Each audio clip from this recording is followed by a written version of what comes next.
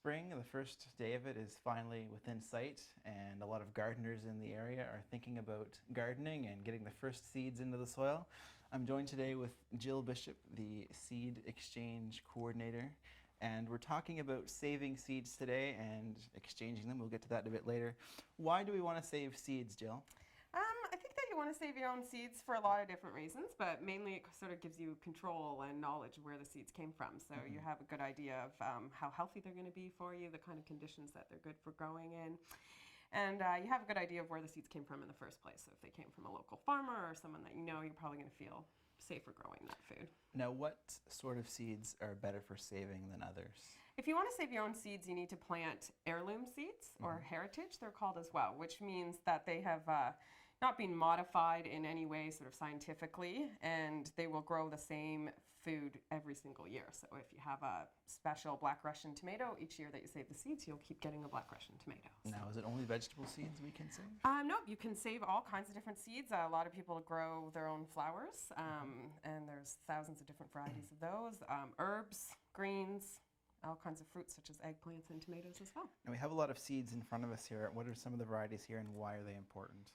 Well, we have a good different variety of things here. A lot of the seeds that I have are greens. So I have some delicious cilantro here, which I think a lot of people are sort of familiar with eating. It's a really easy to grow herb. Smells good. A lot of people actually even eat the seed as well. So it sort of has a double edge to it. We also have some arugula, which I have some of the small seeds just starting to sprout here, which is an excellent sign of spring. And if people aren't familiar with arugula, it's sort of a nice nutty flavored green, delicious. Now I see in this jar, it looks like we have some hot peppers. I'm assuming that there should be a word of caution that goes with these. That's right. I mean, if you want to collect your own hot pepper seeds, it's pretty easy, but you want to be aware that they can sort of burn you if you're not wearing gloves or taking concern to wash your hands quite regularly. So, now when it comes to saving seeds, what should we look at doing when we get the process started? Well, you're usually going to do it in sort of the season before. So last fall, I collected most of my seeds, and you want to collect them from the plants that are the healthiest and that did the best. Now I see you have these ones in jars and some packages. How should we store them? You want to store your seeds the opposite of how you would grow them. So you want them to be in a dry, dark, and cool spot, and that will sort of prevent them from thinking that it's time for them to start growing. We're heading into the 6th annual Peterborough Seed Exchange. So it's a free event where participants can come and either purchase seeds from 12 different local seed vendors, or there's also an opportunity to trade seeds. So these are some examples of some seeds that I've traded in the last little while.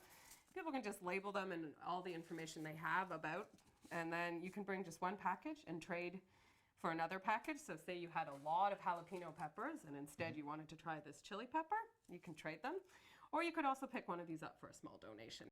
When is it happening and where, and what are all the details we need to know? It is on Sunday, March 13th at St. James United Church, which is at 221 Romaine Street, and it's from 1 to 4 in the afternoon.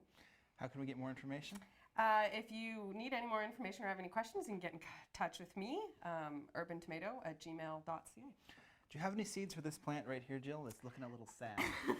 Yes, this is actually a sweet pepper plant that it's called a chocolate pepper plant, and I'm trying to overwinter it. Usually they would die in the fall, so this is why it looks so sad. It needs some spring sunlight, I'm thinking. It needs some spring and sunlight just like the rest of us. All right, well, thanks for talking to me today, Jill. Thank you very much. And we'll see you again next week on The Green Update.